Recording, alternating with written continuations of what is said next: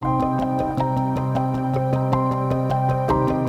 talking about our last Tuesday night podcast, Dan Hanford, really nice guy, super nice guy. He's an operator of multifamily apartments. So he has like 4,000 doors, something like that, over $1 billion in assets, I think he said. And we were just kind of talking about the affordability issue, and he seemed to think everything was fine. But there was a lot of inconsistencies. He said that rents were going up over last year, which could be 15% or something, despite the interest rates. And a lot of what Dan said is the reason why rents are going up in apartments is because people can't afford to buy.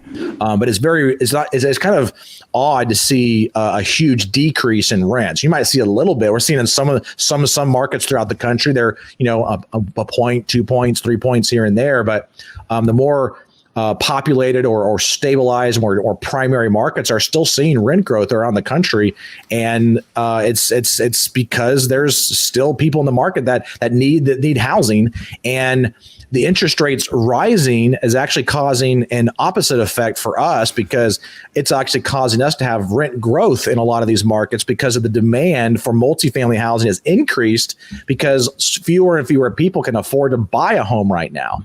So I do agree that they are stuck in apartments, but I don't agree that prices won't come down, because when people start moving back home and going into multi-generational housing again, like we know millions of millennials have done. Many. Mm-hmm. Because they can't afford to be there. And Correct. Mom and dad are in these houses that they don't need, that are bigger than what they need. So they're moving into part of the house and letting the kids have the house. Mm-hmm. But he had indicated that people were making more money. Remember him saying that? I do. Yeah. They were making more money because of COVID. The nice thing that I think that has happened since COVID is that, yes, inflation has increased, but wages has also increased. So people have more money to be able to spend on housing overall than they had before, right? COVID was this time of stimulus and printing money. Now we're waking up from that. But he said that everybody would be fine. They would be able to pay the rent, and rent increases are good in multifamily housing. The higher end stuff, over $2,000 a month apartments, $2,400, $2,600 a month apartments. He's looking at it from a business owner. He's not kind of seeing it from the people that are actually living in these apartments and the struggles that they're having. So he's looking at it from the outside. I don't know where he's getting his information from. Well, hopefully he's getting it from his P&L, his profit and loss statements of his own units. But I just don't think that he's fully prepared for the potential of what is coming. Mm-hmm. And then we kind of talked about AI, automation, employers cutting back. At least I said that one of the biggest expenses an employer has are people. And if they let the people go, then they can't afford to pay their rent. Yeah, he said salaries were coming down. And he said salaries are coming down. Yeah. I know everybody wants to get paid more, but the more corporations pay you, the more they have to charge to be able to for their products and services, which causes us to have inflationary numbers like where they are today, because corporations have to hit certain return numbers. And if they have to pay their employees more, they have to get that money from somewhere. And so they're going to get it from the end consumer who's buying their products, which is basically us, right? And so that's why we have seen an increase in cost for different subscription services. And that's what they have to do to be able to afford to continue to have the salaries that are there. So I think we'll probably see more of a salary or a wages reset than we will really seeing a large job market collapse. Because if your employer goes to you and says, hey, we need to cut salaries across the board by 10%. So you can either take a 10% cut in your salary, or you can go find a job somewhere else. And then the chances of you finding a job somewhere else at that level is probably not very high.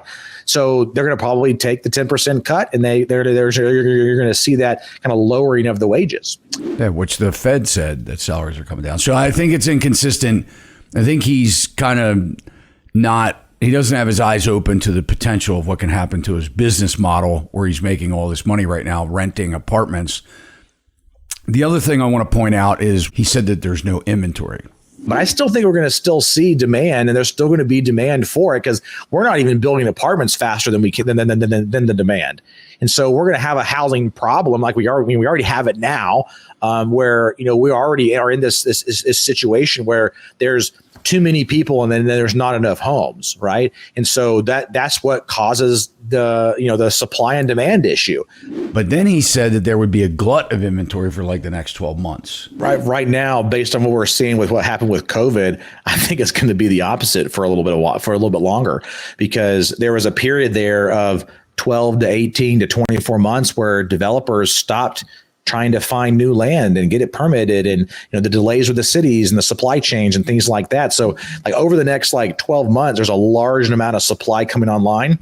But if you look past 12 months and 24 months, that's when there's a huge gap. But he talked about occupancy rates being at around 90%. And so he said it's not good to be 100%. Correct. As an apartment owner. And 100%. the majority of those were 2 bedrooms. I think he said that was the sweet spot. There were one that were studio, and then there were one, I can't remember the exact percentage of the 3 bedrooms, but that 2 bedroom was the ones that people wanted the most they had. But he said that there would be more apartments coming online in the next 12 months, and it would be an oversupply. Mm-hmm. And then he said that because everybody was having babies because of COVID. Oh, yes. That there would be a great need for more apartment space. We still have population growth happening. And so what I think that maybe even cause an even bigger problem is the housing industry is going to just continue to have even more and more demand for it, whether you're trying to buy a single family home or whether you're trying to rent. Both of them are going to have problems because there's only a limited amount of supply that's out there. People are not slowing down having kids. Matter of fact, COVID caused the opposite of that, right? People are at home doing nothing. And what do? Make babies, right? And so there's going to be this huge boom, I think, that's also going to happen. That's going to have more and more people that are entering the market. That's just going to continue to drive the demand for housing. Somebody had commented in the video that there were 1 million babies during COVID or something like that, which may be true, but I still think we're in a population decline. And I think that once the silent generation, baby boomers, and once people start passing away, or when we see a large population like starting to pass away, I think we're going to have a lot less people because, let's face it, people aren't having babies until they're in their 30s right. now, a lot of them. Right. A lot of people are either also, they're not getting married at the young age like they used to. They're taking time. They're either, being in a committed relationship for a longer period of time, getting married in their 30s, and then that postpones when they would have children, if they even decide to have children. Right, which a lot of people aren't.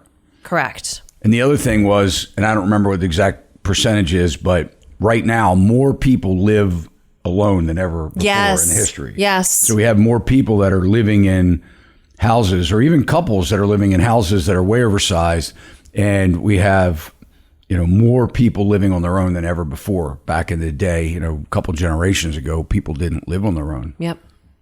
They couldn't afford it. No. We might be getting back to that. Appears to be that way.